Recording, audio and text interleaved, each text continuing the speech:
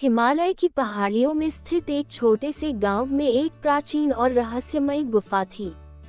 गांव के लोग कहते थे कि यह गुफा कई रहस्यों से भरी हुई है और यहाँ जाने वाले लोग कभी वापस नहीं आते थे।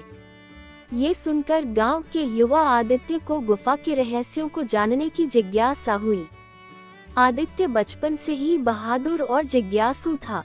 उसने ठान लिया कि वह इस गुफा के रहस्य को जानकर ही रहेगा। एक दिन वह अकेला ही गुफा की ओर चल पड़ा। गुफा के द्वार पर पहुंचकर उसने देखा कि वहां एक प्राचीन और विचित्र प्रतीक चिन्ह बना हुआ था। ये प्रतीक कुछ ऐसा था जो उसने पहले कभी नहीं देखा था। गुफा के अंदर घुसते ही उसे एक ठंडी हवा का झोंका महसूस हुआ। गुफा के अंदर अंधेरा था, लेकिन आदित्य ने अपने साथ लाई हुई मशाल जला ली। जैसे जैसे वह अंदर बढ़ता गया, उसे गुफा की दीवारों पर अजीबोगरीब चित्रकारी दिखाई दी। इन चित्रों में प्राचीन योद्धाओं और अजीब जीवों की तस्वीरें बनी हुई थीं। अचानक आदित्य की नजर एक चमकती हुई वस्तु पर पड़ी। वह आगे बढ़ा और देखा कि वह एक प्राचीन तलवार थी जिस पर कुछ लिखावट थी।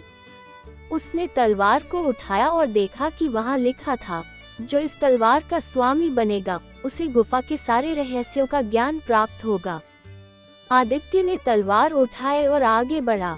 कुछ ही देर बाद वह एक विशाल कक्ष में पहुंचा, जहां उसे एक प्राचीन पुस्तक मिली। इस पुस्तक में गुफा के रहस्यों के बारे में लिखा था। आदित्य ने जब पुस्तक पढ़ी तो उसे पता चला कि यह गुफा एक प्राचीन सभ्यता की थी जो अत्यंत उन्नत थी। इस सभ्यता ने अपनी ज्ञान और शक्ति को सुरक्षित रखने के लिए इस गुफा को बनाया था। पुस्तक के अंत में लिखा था, जो भी इस ज्ञान का उपयोग मानवता के भले के लिए करेगा उसे अमृतत्व प्राप्त होगा। आदित्य ने ये ठान लिया कि वह इस ज्ञान का उपयोग दुनिया की भलाई के लिए करेगा। उसने पुस्तक और तलवार को लेकर गुफा से बाहर निकला और गांव लौट आया। गांव के लोगों ने आदित्य का स्वागत किया और उसकी बहादुरी की प्रशंसा की।